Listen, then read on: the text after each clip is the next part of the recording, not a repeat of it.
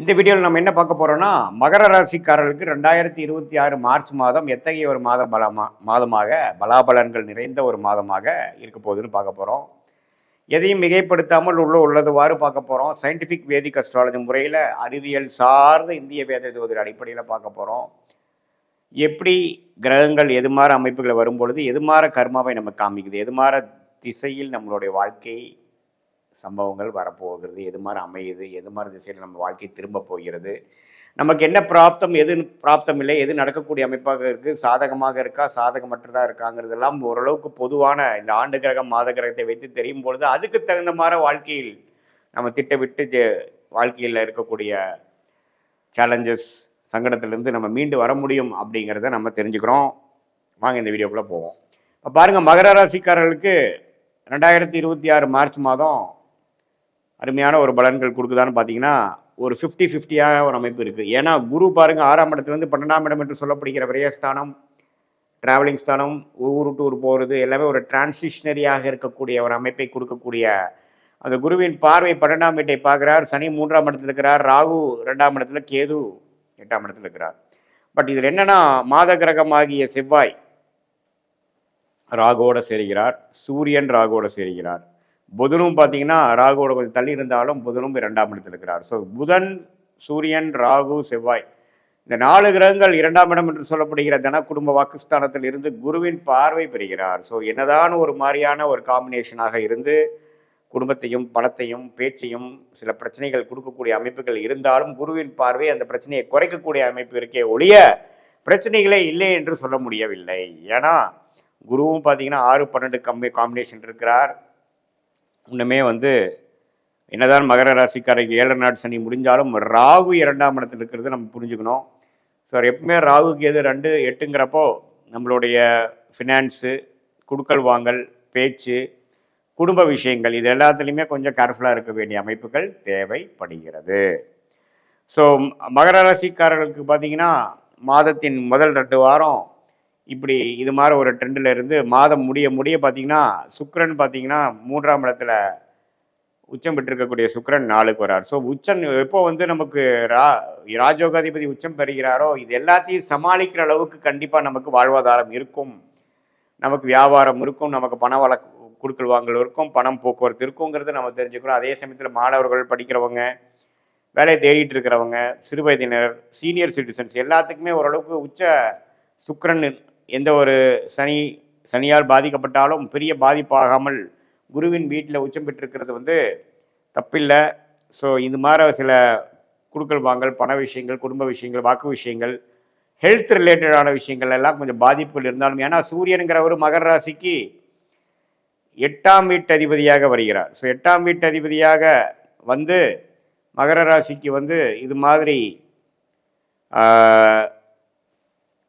பிரச்சனைகள் கொடுக்கக்கூடிய உடல் உபாதைகள், டிராவலிங்கில் பிரச்சனைகள் கொடுக்குது, ஹெல்த்து, மரணத்துக்கு ஒப்பான கண்டங்கள் இது மாதிரி விஷயத்திலாம் கொடுக்கக்கூடிய இந்த ராகு கேது சூரியனே ராகுவால் பாதிக்கப்படும் பொழுது, சூரியனே அட்டமாதிபதியாக மகர ராசிக்கு வருவதும் பொழுது இது மாதிரி விஷயங்கள்லாம் கொஞ்சம் இருக்குது. ஸோ உடல் உபாதைகளை பார்த்துக்கணும், வண்டி வாகனத்தில் போகிறப்போ கேர்ஃபுல்லாக இருக்கணும், ராத்திரி நேரத்தில் போகிறப்போ நம்ம கேர்ஃபுல்லாக இருக்கக்கூடிய அமைப்புகள் இருக்குது, தேவைப்படுகிறது.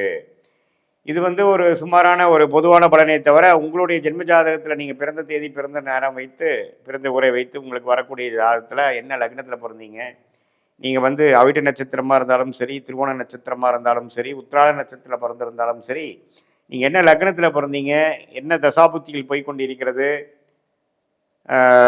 அந்த தசைகள் புக்திநாதன்லாம் கோச்சாரத்தில் நன்றாக இருக்கிறார்களா, அதை பொறுத்து வாழ்க்கையில் நீங்கள் எது மாதிரி ஒரு விஷயங்கள் செய்ய முடியும், இந்த நேரத்தில் எப்படி இருக்குது, உண்மையான தசாபுக்திகள் வைத்து இன்னுமே துல்லியமான பலன்கள் எடுக்கலாம். இப்போ நம்ம பேசின கோச்சாரம் அதுக்கு சப்போர்ட்டிவாக தான் இருக்கும். நல்ல அருமையான தசைகள் நடக்கும் பொழுது கோச்சார அமைப்புகள் கொஞ்சம் இன்னும் தூக்கலாகவும், ஒரு சுமாரான தசாபுக்திகள் நடக்கும் பொழுது நம்ம பேசின இந்த மாத கிரகம், ஆண்டு கிரகத்தின் அமைப்பை பொறுத்து இன்னுமே துல்லியமான பலன்கள் எடுக்கலாம். இன்னுமே அந்த சுமாரான பலன்கள் தசாபுக்தி நடக்கும் பொழுது பலன்கள் சுமாராகவும் உங்களுக்கு கிடைக்கக்கூடிய அமைப்பு இருக்கும் அப்படிங்கிறத நீங்கள் தெரிஞ்சுக்கணும். இது ஒரு பொதுவான பலன்.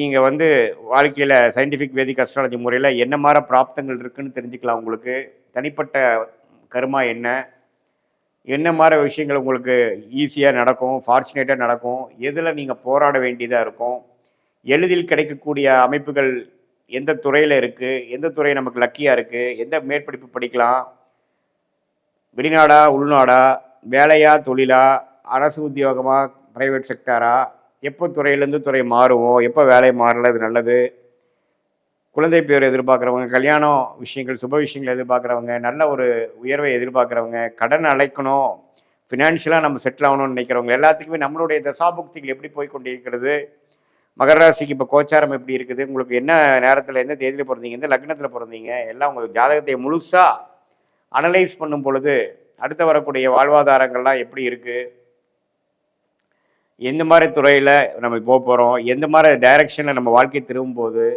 எந்த சாய்ஸ் நம்ம எடுக்கலாம், எந்த சாய்ஸ் நம்ம எடுக்க வேண்டாம் அப்படிங்கிறதெல்லாம் தெரிந்து தேவையற்ற சமய விரயங்களை தவிர்த்து, தேவையற்ற பொருள் விரயங்களை தவிர்த்து, தக்க முடிவுகளை தக்க நேரத்தில் செய்து, தக்க நேரத்தில் எடுத்து, அதுக்கு தகுந்த மாதிரி நடவடிக்கைகளை செய்யும் பொழுது வாழ்க்கையில் ஒரு நல்ல ஒரு நம்மளுடைய பொட்டன்ஷியல் என்ன, நம்மளோட தகுதி என்னவோ அதுக்கு தகுந்த மாதிரி வாழ்க்கையில் முன்னேறி மேலும் மேலும் வாழ்க்கையில் எந்த விதத்துலேயும் நம்ம ஒரு கிளாரிட்டி இல்லாமல் செயல்படாமல் கிளாரிட்டியோடு செயல்பட்டு அதில் இருக்கக்கூடிய ரிஸ்க் என்ன, எந்த நேரத்தில் அது முடியும், எந்த நேரத்து வரைக்கும் நம்ம பொறுமையாக இருக்கணும், வீரத்தை காட்டிலும் வேகமே நம்ம முக்கியம் என்கிறதை உணர்ந்து நம்மளுடைய கர்மாவை அறிந்து அதுக்கு தகுந்த மாதிரி நீங்கள் வாழ்க்கையில் காய்களை நகர்த்தி என்றால் சயின்டிஃபிக் வேதிக் அஸ்ட்ராலஜி நமக்கு துணையாக இருந்து நம்மளுடைய அணுகுமுறை மிகவும் கிளியராக தேவையற்ற விஷயத்துக்குள்ளே போகாமல்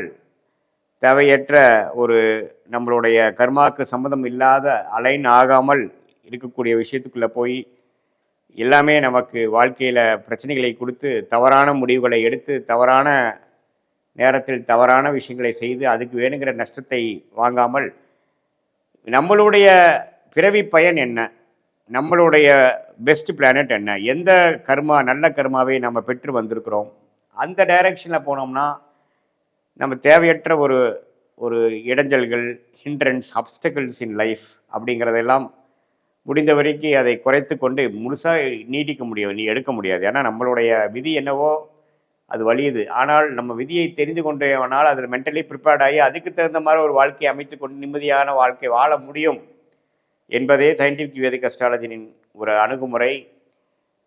அதுதான் நம்மளுடைய தேவையற்ற இது மாதிரி மிகைப்படுத்தி பேசுவது, பரிகாரங்கள் அது மாதிரி விஷயங்களை போய் பயந்துக்கிறது, நம்மளுடைய தேவையற்ற மன அழுத்தத்துக்குள்ளே போய் அது மூலமாக மன நிம்மதியை இழப்பது, அதெல்லாம் இல்லாமல் உள்ளது உள்ளவாறு பார்த்து அதுக்கு தகுந்த மாதிரி முடிவுகளை தக்க நேரத்தில் எடுத்து மகர ராசிக்காரர்களாகிய நீங்கள் வாழ்க்கையில் ஷார்ட் டேர்ம் லாங் டேர்ம் எல்லாத்துலேயுமே ஒரு பிளானிங் பண்ணி சக்ஸஸ் ஆக முடியும் என்று சொல்ல விரும்புகிறேன்.